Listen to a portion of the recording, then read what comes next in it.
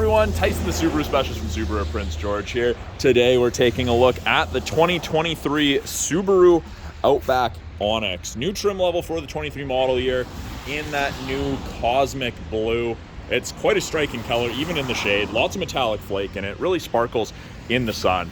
So the 23's got a refresh, so mid-cycle refresh, new front end, slightly more aggressive with the C-shaped plastic channels there. You have the forward-facing fog lights as opposed to the vertical ones that they had before. Headlights, they're a little bit smaller. They've got this kind of bump on it for light diffusion so you're not blinding oncoming traffic. The shape is a little different. Still LED steering responsive, still very, very bright. Casts a lot of light. They're excellent. Now, this one is going to be going out the door very shortly here, home with its new owners. They opted to install a set of aftermarket wheels and winter tires. As you can tell, got a little bit of snow on the ground here, still winter, can't be too safe now.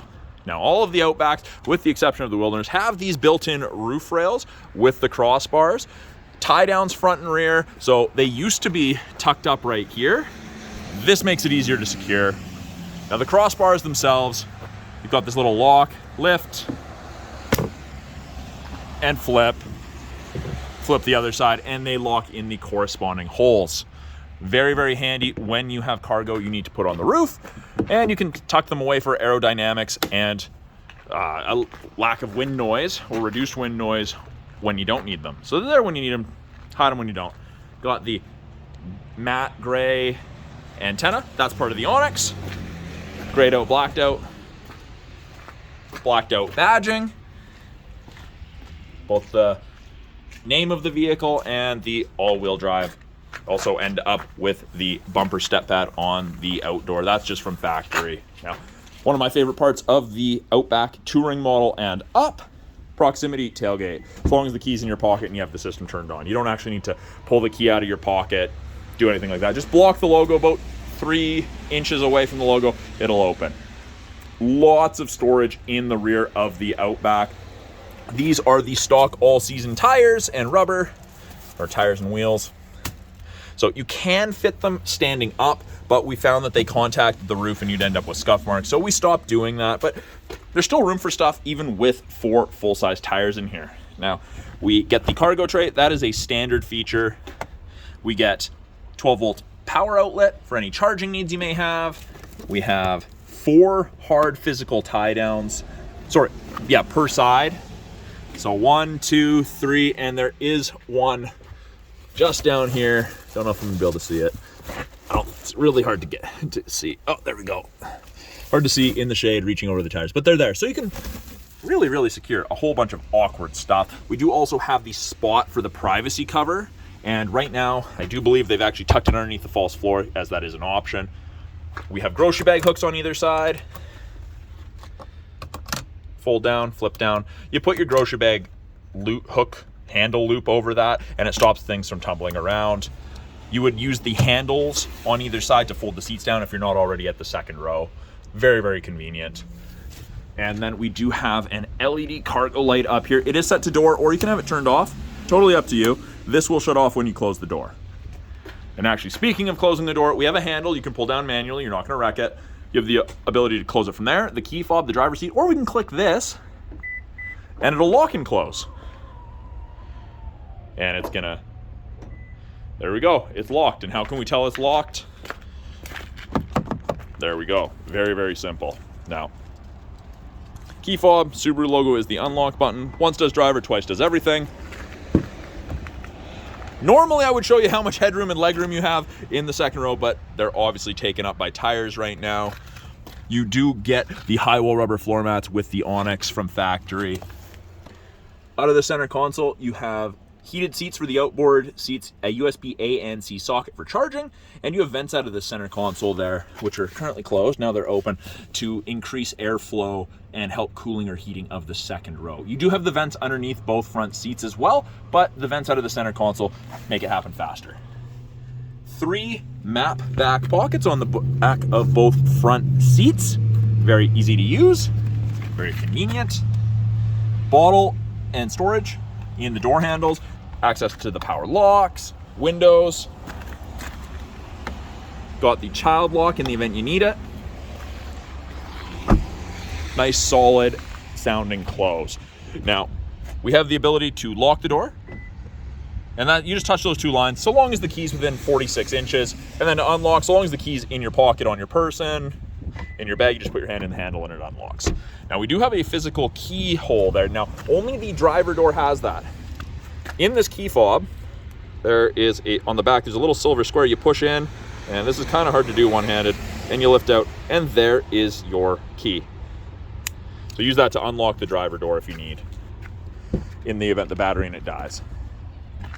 Driver door card looks very much like the rear driver door cards. Black and gray, or dark gray and lighter gray. Green contrast stitching, that's the Onyx contrast color. Window locks, power windows, locks and mirrors. Bottle holders with storage. Now the seating material in the Onyx is very, very similar to that of the Wilderness. It's the StarTex seating material. Not as textured as the Wilderness. Just get that green contrast stitching. And it is always the two-tone gray, light gray, dark gray, gray and black. And it's very much like a neoprene. Very easy to clean, non-perforated. The idea is you can get this dirty and just wipe it down. The bolstering is quite nice on this. It holds you in the seats very well when you're cornering, but it's not very aggressive. It's not like some of the racing seats you see in the sports cars. Headrests are tiltable. Different angles depending what you like. Down here, we have the ability to open the rear hatch. We've got a scroll wheel for the brightness of the gauges, and we do have the ability to turn off that proximity sensor for the rear hatch. So if you're loading something on the roof from behind and you have your key on you and it keeps popping open, you can turn that off. So in is off when there is, I don't know if you can see it in the video, but there's a little gray/white strip right there. If you can see that, that means it's active. Now the Onyx, and these pedals are dirty because I just pulled it out. I'll have to give these a quick bath. Gets the aluminum pedal covers with the rubber grippies. Not on the Wilderness this year, just the Onyx, which I thought is very, very interesting. The steering wheel here is tilt and telescopic. There is a place on the bottom left of the steering column that you can pull down, pull it out, move it up, move it down, adjust it for drivers of varying heights and arm lengths, pull up, and it is very, very stiff when you first do it, and that's intentional. To start it, as long as your foot's on the brake and keys inside the vehicle, light is green, green means go, you can start it, foot's off the brake, you can only start accessory power. Everything comes to life, but it doesn't actually turn on. There we go. So, steering wheel, different for 2023 versus the previous model year, the 22s. So left-hand side is mostly to do with your Bluetooth and audio controls. Volume is now on this switch instead of this. And I don't know if you can hear it, but there's a nice tactile click to it. And that's, I quite enjoy that. Some of you may not. I really do. This now changes our small little center display that gives us different information. Fuel economy, date, time, estimated distance to empty. We've got our source to switch from AM to FM to Bluetooth to aux, switch between presets, make voice commands, accept phone calls, hang up or decline phone calls, mute. Little I here, sorry. If you get a warning on the dash, you can press that. It'll tell you what it means. I did actually do a video covering how that works. Gave an example with the seatbelt. Maybe check that out. I'll put the link in the video description. Right hand side, we've got adaptive cruise and lane centering. So both of those systems use the 2-color stereo EyeSight cameras. Now this is the latest EyeSight system. This is EyeSight 4.0, and that allows you to, or allows the vehicle to have a wider field of view. It's tuned to recognize pedestrians and cyclists earlier. Better overall. Now, when you turn on the cruise, you get an image of the Outback. There's 4 bars ahead of the Outback there, and you can decrease that to 1 bar, or 2, or 3. That's the follow distance behind the vehicle ahead of you that you'll follow at if you catch up while using cruise. Now, I've just turned on lane centering. Above 60 kilometers an hour, if the cameras can see the road lines, it'll illuminate whichever side it can see, whether that's one or both, white to let you know it's there, and then it will actually give you gentle steering input to help keep you in the middle of your lane. Not self-driving. If you take your hands off the wheel and let it kind of keep in the center of the lane, it'll get mad. It'll shut that portion of the system off. Heated steering wheel. little orange light means it's active. It isn't an overly bright light, so it is kind of faint. Now, this is the first year it's a whole heated steering wheel. They say whole heated, but there's a little dead spot right here, and I do believe that's where the wiring comes in and then the heating elements run out from. So essentially fully heated wheel, and I don't know anyone who's going to grip the steering wheel down here, so that is really irrelevant. We do have blind spot detection on either side mirror. There's the little black screen, and it looks like that, orange, when someone's in your blind spot or is going to be in your blind spot in a moment. So it doesn't eliminate shoulder checking, but it is a great aid. Huge fan of that. We do have paddle shifters if you want to manually select your own gears. Upshift, downshift. Headlights, they default to auto, which is great. You can drive with your headlights turned on. Fog lights right there. Give you guys a look at what the headlights look like at the end of the video. Wipers on this side. Twist the end to do the back window, and you can actually clean the backup camera with this rear windshield wiper changer. I won't do that because it gets washer fluid all over the vehicle, and I don't want that since customer's going to be coming to pick it up shortly. Giant touchscreen, 11.6 inches. Dominates the dash. It takes a little bit to get used to if you haven't been in a newer vehicle in a while. If you're coming out of an older Subaru, this is an adjustment for sure. It doesn't take that long. Most of my clients are used to it within the first couple weeks of ownership.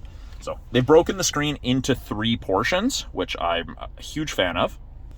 The first portion, this top portion here, you've got what you're listening to. You've got widgets, and you can change these widgets around. Press on them, choose the one you want to replace, and let's go calendar. You can see it's the 11th. You've got weather. That's part of the satellite radio trial that you get. 3 months for free. Then you do get to subscribe at a reduced rate should you want. And then X mode. Now, the Wilderness and the Onyx are the only Outbacks that get dual function X mode. So you get snow and dirt, and you get snow and dirt right there. Or we get deep snow and mud. And deep snow and mud also turns off the traction control. So X mode is like 4x4 low in a pickup. It changes your throttle response, your gear ratio, it's lower. Only works up to 40 kilometers an hour, and then it kicks out, but it locks the all-wheel drive 50-50, and you also get downhill descent control, which will help you with your downhill. Super steep. You don't worry about braking. It does that. You focus on the steering. It's pretty cool. If you have the chance to try it out, I do recommend that. I did do a video covering X mode in, I believe it was a Wilderness Outback. I'll also include that in the video description below if you want to check that out. Kind of a real world application. We've got our tiles. We've got access to apps. Now it has wireless Android Auto and Apple CarPlay. Access to the My Subaru app after the vehicle's registered. Sirius XM Travel Link, that's part of the 3-month trial. That'll give you like stocks and weather. I believe you can even search gas prices if I'm not mistaken. Parking, sports, stocks. You've got some options. I don't really play around with anything other than the weather myself. Fuel prices are handy. Current location tells you. It takes a little bit. We're currently sitting underneath a metal roof, so it won't be up to date. Won't be able to grab those prices, but it works really, really well. My Subaru app, you get a 3-year trial with most new Subarus, and that'll be things like remote start from your phone, vehicle location. You can set speed alerts, curfew alerts, boundary alerts. You can check what check engine lights mean. Very, very functional. Radio, AM, FM, Sirius. This is also a backup camera when you put it in reverse. Backup camera pops up. Rear assist braking and parking sensors are on. You can see we're closer to the wall with the passenger side. Green is good. In the middle, we're good. We got some distance. Now, if I didn't like this, the beeping, I just press and hold and let go, and it turns it off. Same thing. If I don't want the rear assist braking, this will apply the brakes if it thinks I'm going to run into something between speeds of 1 and 15 kilometers an hour. Same thing, you just press and hold. But very, very handy. If it stops you from hitting something once, it's more than paid for itself. And then the bottom portion of the screen, this is probably the biggest improvement on the 23s over the 2020s to the 2022 model year. Climate controls. So before I had to go into the climate and then access my heated seat, but I can just do that from here now. I can select where my airflow is coming from. This also used to be a different portion of the screen. I can control the temperature for both driver and passenger. I can do that. It's very easy. It's awesome. You choose when AC, max AC. This is a significant improvement over the previous ones. Fan strength buttons are larger, easier to touch. You do still have physical buttons on either side to adjust your climates. You also have front defrost, and then your heated mirrors, back window, and area of the windshield where the wipers are. That will stay on for 15 minutes and then shut off. You can adjust that to be continuous if you'd like. Below that, we have our wireless charger. Now, this is white saying it's ready. When you put a device on it and it's charging, it'll go blue. We have USB A and C sockets for charging, aux for listening to music. Parking brakes are electronic. Pull up to turn it on. Foot on the brake and push down to turn it off. Your gear selector. Pull towards yourself for full manual control if you want. We've got both cup holders. Now, we do have a drink raiser as well. So the idea is these are very, very deep. If you got a medium coffee, something smaller, if you put it in there, it's very, very down far, hard to grab. This razor makes it easier to grab. It's just a convenience thing. Center armrest. You've got change or card tray, storage with a 12 volt in there, and you have 2 places to run the cords out of so you don't crush them when you have the armrest down and if you're using the armrest. Now, this is a fixed armrest. I know some of the older ones were able to slide. This is fixed. Up top here, this is my favorite feature in any vehicle ever. Auto dimming rear view mirror. There's no switch to flick if someone has their high beams on behind you. It just does it. Home link system is in here. You can hook up to 3 separate garage doors to your mirror, and you do have the integrated compass. Up top, we have sunglass storage. Got SOS and roadside. That's part of my Subaru Connected Services trial that you get. We've got door light, or we have off. So when it's set to door, whenever you open a door, your map lights will come on automatically. And then we have our sunroof controls. Manual shade, but if you open the glass, drag the glass back, this will be dragged with it. This is tilt and slide glass, just the regular side. And then on the backs of the mirrors, we have our vanity light or mirror with our lights. And that is both the driver and the passenger. And then this, you can pull out and you can slide to block any sunlight if the sun's directly to your left or right on the passenger side. Now, I did promise you guys I would show you the headlights. Let's do that. We'll also take a look under the hood at the 2.5 liter engine that is powering this. So there is a look at the front end of the Outback. Fog lights are on. It is really kind of hard to see during the day, but they are very, very bright. Now, to open the hood, go to the right of the Subaru logo, face your hand down, and move right to left. And up it comes. And there is the 2.5 liter engine that's powering the Outback. 182 horsepower, great fuel efficiency. Everything the average consumer is going to touch is in yellow: coolant, washer fluid, oil, brake fluid. Nice blue filter up top. You can actually see the serpentine belts.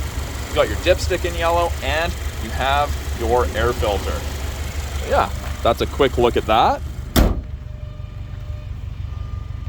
So that is a quick look at the 2023 Subaru Outback Onyx.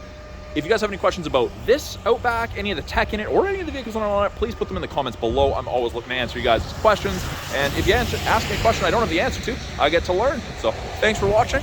We'll talk soon.